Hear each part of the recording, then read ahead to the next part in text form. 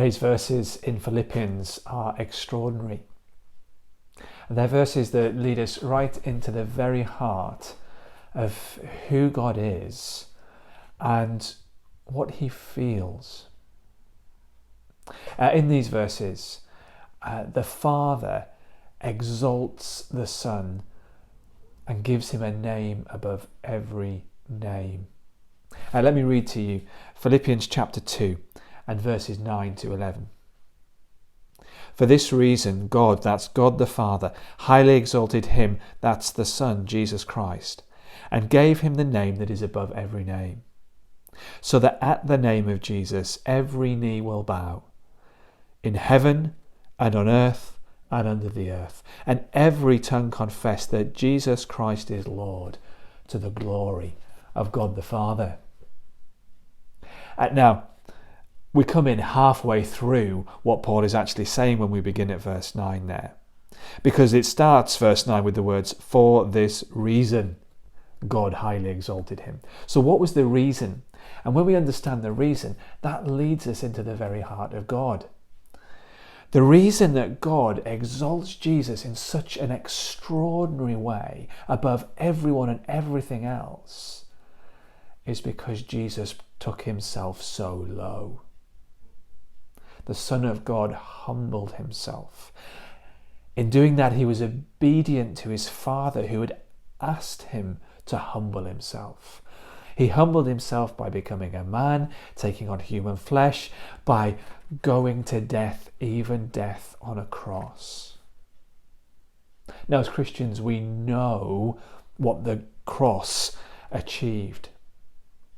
What was going on at the cross was that the Father was pouring out his just anger and wrath on his people's sin.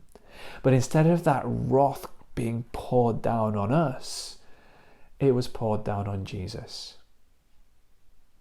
The Son humbled himself in order to bear our sin on the cross. The very fact that he did that is what causes the Father, moves the Father to highly exalt Jesus, giving him a name above every name. You see, the Father wanted the Son to give himself for sinners. The Son willingly obeyed and gave himself for sinners. And God is so delighted with that he exalts his Son to the highest place. And in it, God is glorified. Isn't this extraordinary? Think about it. The thing that most glorifies God is his love for sinners. Love that he had to find a way to express. But of course, God does not love sin. He hates it. So he sends his Son, who never sinned, to represent us on the cross and bear our sin. And he is so pleased that the Son has done that he exalts him. It's incredible, isn't it? Herein is love. Not that we love God, but that he loves us and has given his Son as an atoning sacrifice for our sin. It's the love of God that drove him to send the Son. It's the love of the Son that meant he came and gave himself on the cross.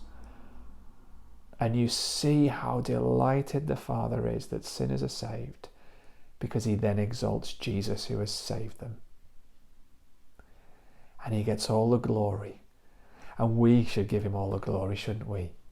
We don't wait until Jesus returns to bow the knee. We have the privilege of bowing the knee now and worshipping God, worshipping Jesus, the gracious God who loves us and in loving us is glorified.